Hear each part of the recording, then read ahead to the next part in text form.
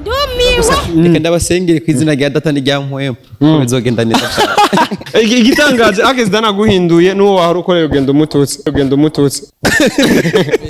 Uko ntibimeze. Wewe wemeye ko bakugira igiseke. Lazima kuyoze umwabo. Wemeye ko bakugira umuhitinji. Lazima nyine wibone ku bintu bikazekaje. Rero mu gihe uteze umutwe bagakora umuti. Bakagura amaburo bagahindura byose. Yego. Kesi yinze ushobora gusanga kwanza. Ushobora gusanga ihagiye abona karusho sivyo. Icya kabiri naco ugasanga nyene arabona ira difference. Mecha ugasanga naho yatwawe n'ibishobisho by'ubagenzi be ndumva ngo baranabana baranabana samana ntunze na AKES PIPIRO ya POTESHO ubu unyabo nibo baba no kuri biro baba kuri biro ya wakalaiti n'umuzungu gusinya n'amakontra y'imyaka 10 ndavuga bana imyaka 10 na AKES DON sinzi ko company zobe kihari mugabo ubu bazova mu maboko yiwe muri 2033.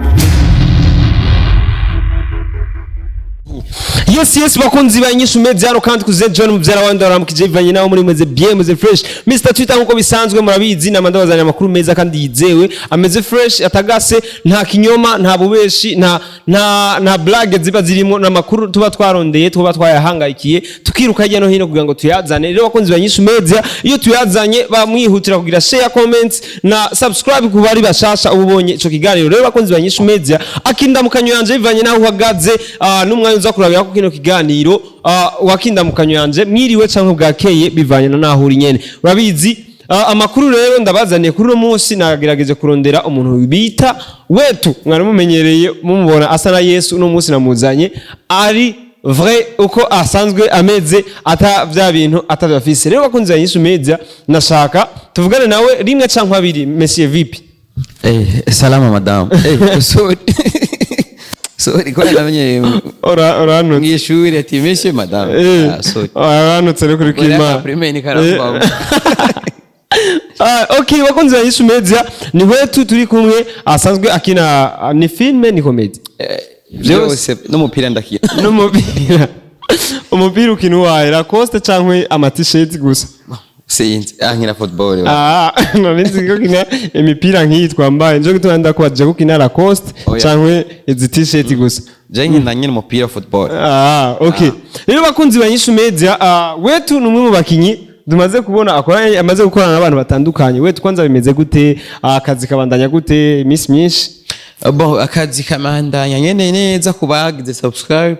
ariko kuba tagize subscribe no kuri benshi bavuga ngo nabuze no kubera ko kaka subscribe katako karajako kagiye ko umubona ati ararekuye notification kumuyibona kubera iki bajya bavuga ngo sindi ko ndaboneka kutagize bambwirira abo nyene bavuga kutaraboneka TV Burundi WETU TV Burundi na WhatsApp raga subscribe WETU TV Burundi Instagram WETU TV Burundi abana byose Twitter hose uriko muri ntuzeya uraposta video za kuri boom player oya sinkunda kuzishirako kuri boom player ubushobozi sindawuronka cyane ariko niyo ntuze nshakako ariko urategekanya kuzoposta video za kuri boom play ubushoboye ahubwo nazomfashe mani naje utangiye gushira kuri boom play na Spotify urayikoresha ariko mani ugoro ntagonzi ndamusane wa fake nabyo ugoro ntagozi kwa Spotify je narinzi ko umaze kuzishirako video za kuri boom play abantu yaradashize esa mwe muri ziriko za INYISHU media twebwe ntumvise ko TV Burundi gusa urumva si ibiganiro je nashira ibiganiro kuri boom play none je urumva TV Burundi nta biganiro bijako okay bitari ibiganiro kabishira kuri ntuze namwe bwe bitari biganiro muze babishira kuri ntuze wabishira kuri boom play yawe ibitari biganiro zo gusangiye ko ndabishira yes ni WETU rero ariko arambwira neza ko ama video yo bucashira kuri boom player namwe abakunzi mukurikirana boom player mukunda kumviriza ibintu byaho muzoze muraraba ama video ya WETU nigitangaza niwo movie niwe mu tuvukwita mu YouTuber uko mubibona gusa mwoje ndomowe okay no muhutire kuraba WETU kuri boom player rero agomba ashire ko video niwo muntu wa mbere azashize video kuri boom player okay yes bakunzi ba INYISHU media ama WETU ndakubaze wari uri kuvuga ko abatarashira ka subscribe yeah. hajya kuri YouTube yeah. kuri TV yanyu aribo batariko barabona bishasha byanyu wetu urumwe mu bo abarakuranye n'umuntu yitwa AKES DON ego AKES DON n'umuntu ariko aragenda afata abantu benshi bagiye baraca amafilme mati batandukanye akabakoranya hamwe bamwe akabahindura akabagira aba journaliste abandi akabagira biragutwengeje none araba modifié AKES DON n'umuntu modificateur voilà modificateur kubera ko famba yamukuye muri comedy kuza kuri no mwanya famba n'umumenyesha makuru kuvuga samba famba ndamubonye ubu rero yaramodifié yarabaye modifié igitangaje AKES DON aguhinduye n'uwo wahora ukoreye ugenda umututse tuvuge ngo yaratuse amisi ntavyo urabona nta video urabona yaramututse aramwambika ibara imbere ya abamaze ko igira bamodifiye byose imbere ya kamera bavuga ngo ijya mbwa misi jego ntaco yamariye sanga bamodifiye n'ubwonko ubivuga kubona ari ikintu ciza AKES ariko arakora gufata umuntu akamukoroniza mu mutwe akamwifatira akamushira urumva akamuhindura ku buryo asigatse no mu boss uko ntibimeze wewe wemeye ko bakugira igiseke lazima kuyoze umwabo wemeye ko bakugira umuhitinje lazima nyine wibone ku bintu bikazekaje rero mu gihe uteze umutwe bagakora umuti bakagura amaburo bagahindura byose yego cyese yinze ushobora gusanga kwanza ushobora gusanga iyagiye abona karusho sibyo nicyo kabi naco ugasanga nyene arabona la difference mecha ugasanga naho yatwawe n'ibishobisho by'ubagenzi be ndumva ngo baranabana baranabana samana ntunze na AKES oya barabana samba famba ripangiye na AKES je numva ngo barabana ega si nibyo gusa je n'abahungu babana hafi aho n'abahungu banje bari muri waka ko vubange nabo nyine barantuse so bakunze yishu media reka ntaranavyibagira bitaranancika PIPIRO na POTESHO ubu unyabo nibo baba no kuri biro baba kuri biro ya Wakalight ngomba gusinya n'amakontra y'imyaka 10 ndavuga bana imyaka 10 na AKES DON sinzi ko kampani zobe kihari mugabo ubu bazova mu maboko yiwe muri 2033 niho bazova mu maboko ya AKES DON problème je gusa narabyo mvise birambabaza ntibyanjoye kuko umuntu w'umugabo gasinya nawe bari satubya ahembwa za miliyoni yavuze myaka 10 biragoye kuko ntuguma kuri ya level nyene ugendura duga bukebuke kandi kuduga niko bisaba kugenda ubona abandi bindi n'abandi bantu batandukanye none ndakubaze wetu niki cyatumye hanini mutandukana na PIPIRO na POTESHO je nibaza ko cyabaye ikintu cyuka cyari kitameze neza muri company yacu aho uburyo bwari butanguye kumera nk'ubukwama kubera management yacu rero nabo bavuga ati ntega nahari ibyo wacu nako dukeneye agasabone rero mugabo turavyumvikana ko tuko turakora sasa rero ntumva ngo wasinye kontra ndabaza bro wasinye kontra utambwiye kumane ngo nakugira ntego mari inzara ni iranyishe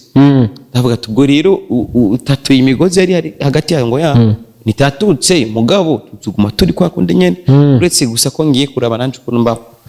ariko mugabo umenye yuko twigeze kuba turi muri waka ivyiza nibibi warabibonye bitware nk'umugabo kugira ngo bize bigende neza ndabaza wetu numwe yigeze kuba muri waka ivyo uvuze ivyiza nibibi ushatse kuvuga iki muri waka live TV defo na karite defo na karite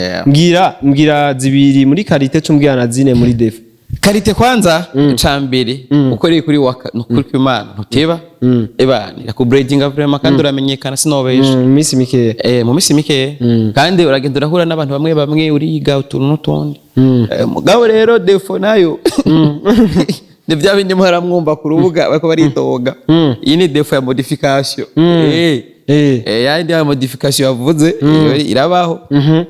sometime numva n'abari ngo ntibafungura misosi ngo nta misosi no kubivuga nizwi rito bivuga ivyenyuye ni misosi ndavyumva ko mbwasindi ngaha kugira ngo mbwire hakesha oya ko ndishoka ikibazo cyo wawe yego ni kibazo nakwaje muri bakagusa kenshi natwe turashonje natwe tubura umusosi none nibaze ko arico coba catumye PIPIRO nantuze na POTESHO bahunga kubona abo batari bakubeshe genda umuntu wa mbere ajya kandi je ndiye kweri je sinibaniya sindango n'umusani ngo ndiki ahundi ndakubita umusosi nkavuga ati Imana urakoze. None ndakubaze wetu wowe uri kuravuga yuko mwajya ariko mu majambo wabwiye je navuze ngo je navuze ati bamwe numva bidoga bavuga gutya. Oya simvuze ibyo muri waka ndiko mvuga kwa wetu mwarajya ariko Pipiro na Potesho bakaba bavuga ko bahunze inzara. Oya ahubwo kubera icyo gihe hamaze kubaho kagorane Pipiro na Potesho bashamanza barava muri company bataha kwanza mu ngo ziwabo. Nanje manza ndegera ku muhana kuko ico gihe papa yacagira ingorane je ndagwara ngwa yaje kundaba cyamuteye igipandagira accident aravunagurika amaguru n'amaboko. Kuvuga ico gihe byasabye ko yaje ndumwana mukuru mu rugo ntegira mutama kwanza bya kampuni tukumaze tubishira babahungu nabo kubera batako barakora byasabye yuko basubira muhira naho takurakora urumva kanoti probleme. None wetu rero dufate yuko hari igihe bishika agahagarika guhemba abakozi bi. Oya suguhagarika ahubwo hari igihe amahera hira man mwebwe mukorera ama YouTube na cyane cyane abantu bwa muri dokera ba boss haya mwebwe nibyo butaramenya ubaha YouTube studio ya TV mukorera mukaraba amadolari yinjira kasanga rimwe 0.7 na ayo mahera ubona zo yinjiza kwanza ndakarorera iyi microphone ikotwa 1010 cyangwa 15 iyo kamera ikotwa 2025 abaye 40 déplacement z'abanyamenyesha makuru zazinga donc déplacement dufate 10000 hama ucushira ko bitanu byo kubiki yego ayo gabaya sosani ugiye kuraba cya kiganiro kinjije dolari 0.7 none aho urumva ko kweri umukozi nazoshikirwa ifuko muzo muratahura reka dukore kugira ngo ejo bize bigende neza na cyane cyane umurira ngo wakalight ngo bimeze ukuno je naho nabivuga kugira nyene ni branding ati bana me ariko gusa si kuvuga je narabitahura ahubwo wabitahuye imaze kugira ati ego nabitahuye imaze kugira ati nico bituma ngo ati akesha hari vraiment mbabarire vraiment nukuri jewe naje kwitahura mugati bwabundi bwabundi wa muntu yari umugabo boss akakwima amahera ubitahure afise umuryango anime dollar afise umuryango dollar yo anini dollar n'ubwo ejo kazobihe mukabifuta urumva tusha tubandanya n'ibindi n'ubundi buzima n'imbere yuko dukora ibi twari tubayeho sivyo none rero bakunzi banyishu media wetu numwe mu bantu bari ouvert bashobora kuvuga ukuri aho kuri. None Pipiro na Potesho ubu bariko barakora muri wakalight kandi bako barengiza kanoti kandi ugerageje kubiraba barabinezererewe. None gwewe ntuwumva ko bashatse kuguhombya wewe? Oya so kumpombya kuko umuntu aguhombya gutwara ubwonko akakumodifye mu bwenge nkuko bamodifye fam ya jaraje budikivye gutwara amaguru n'amaboko mugihe ubifise ivyo aguhombya gute ubwenge ndabufise nje natanguje wetu ubu company yakumye bandanya TV naraguruye nshasha kubibandanya waruguruye nshasha ya ndiko atari wetu wetu TV Burundi ndiko nategekanye ukora radio wetu FM mu gatandatu ngo byogena neza birashobora gucamwe uzompakaza ahubwo ndaza gukurikira video gumo yirabamo bayira biko biragenda neza ibyo byose ndagushima Imana kwanza FM uzompakaza bana we uzontorera kwa ndavyisabiye kare muri juin ndavyisabiye kare muri FM apana muri TV oya TV nzoguma nkora muri inyishu media ariko FM uzompakaza sawa rero bakunzi banyishu media wetu tukubaze ikibazo gisa ni cyanyuma ikosa iyo rigarutse ku muntu w'umugabo kabiri gatatu bisigura yuko ashobora kuba ari we afise n'amakosa dushobora kuca twiga neza kuri we kugira ngo tumenye aho ikosa rihagaze wetu watandukanye na Pipiro na Potesho wetu kandi yashoboye gukorana na swing no comedy naho mwe mwatandukanye bivuye kuko twumva amatwa adusumira ko na wene swing ashobora kuba ariko arasaba contrat muri wakalight TV yo nikirira habiri swingi wenyene derukana mu rumonge gukora shoot ejo twari kumwe gusangira n'abakozi bose muri Gera Plaza none umunsi ya telefone ati duhuri hana rero nimba ari kayasaba ubundi bukonda uyu mujama murabe neza kuko umva nawe nyene kwanza swingi afise contrat nyinshi ari muri Gadi TV ari muri inyishu Roy TV agiye ngo muri wakarayi mama yake na mama eske zo bishobora na wetu kandi umviriza uryo ayo ubwo rusaku nari mfise ntabwo ari amakuru yizewe ya Roy gusa nari nshaka kumenya ikosa rihagaze hagati yawe nabo bandi bose mwagiye muratandukana bo urumva mu buzima ukuntu babimeze Yesu nakubwira ngo bene wacu n'abamama wacu nabo bahijambo ry'imakara narigendera ubwo rero abakozi bawe tubavure nabo bahawe to kandi bakubaha n'ibikorwa akora kwishuye oya gusa ariko urumva ngaho njiri umugani gusa tuvugira ngaha kandi apana kuguma bavuga ngo ndakenye oya man ndababwiza ukuri Burundi ntibukenye we twarakenya ariko oya urese nawe wavuze Uburundi ntibukenye Uburundi ntibukenye ahubwo ikintu dukenye no gusangira ibyo dufise kuko ibyo dufise hamwe tubishize hamwe tugasangira nta muntu yorara inzara nta muntu yobura haba nta muntu yobura umunduga kuko hari n'abantu bafise za miliyoni za miliyari nyinshi kubyo avuga ati jewe nogura n'abantu ijana imiduga abantu ijana no bagura imiduga mu mwanya umwe cyangwa no rationa umwaka wose Burundi bwose barahari kandi si impombe none umva dukenye gute ahubwo twe dukenye imitima yo gusangira yego ndakubaze none wowe kuvuze ngo dukenye imitima yo gusangira nta muntu w'umunyamakuru urigera we mu kiganiro we jewe nta n'umunsi wa rimwe n'Imana kandi mukazokumva ijambo umuntu anambeshe ngo wetu aragara ntazoba ari jewe na gato kuko je ndata microphone kandi atahura YouTube kandi atahura n'inguvu mutama ko mararonde ego yo wetu tugushimire cyane kumbura wabitahuye kubera waronse TV naho kaba office abakora ikinyamakuru nk'uko kwiwacu ngango ni kuco gituma bitahuye mu gihe abandi ba star batandukanye none ntibagiye na PIPIRO abashobora kukugara ko kandi atamahera bafise kandi barakenye banancoresha ushobora gusanga ari modification baranakenye barancoresha ariko bakangara ko akanyuma kiganiro yarahetse oya gusa sinovuga ko ari akese bamodifye kubera akese ubwiye warame kiganiro ariko PIPIRO kanye mu kiganiro bana contrat nyene yasinye kumbure contrat ihari ati jewe sinemeri yende gutega amani nta bundi buhinga ubwo uratigikiye okay none abo unyukeneye PIPIRO na POTESHO ashobora kubakoresha ko bakwemereye yuko bazoshobora kuboneka umwanya umwe canke ubundi nibaza rimwe byo gukunda handi bika bivanye n'igihe bivanye na konti kandi urumva nanje ubu ndiko ndategura abandi bashasha nshobora ku branding nkujya kwa PIPIRO na POTESHO kuko na PIPIRO na POTESHO nabatoye abantu atabintu nakimo bazi biko mugabo polipoli tuze turakuzanya impano gusa ngo badugiye muri waka kandi muri waka ndabajanye muri waka ko ayo makuru okay ari WETU company WETU company cigiranira amasezerano na waka cyo turaduguko je maze kubona ko ngomba kuba umugabo nkakora ivyanje candavayo uvuye baca basigaye baca bafana amasurago muri waka baca ngo baravayo baca bagaruka kubera ubuzima bwari butanga kuryoha iwa butangwe kubiha baca ngo basubirayo ubwo rero nanje ngikondera ubundi buzima buryoshye bagaruka manake abana musimamo wari ajama problem okay bibiro POTESHO abantu bariko bakora ama remix y'indirimbo nyinshi z'abantu bagiye batandukanye bakagenda barahitinga WETU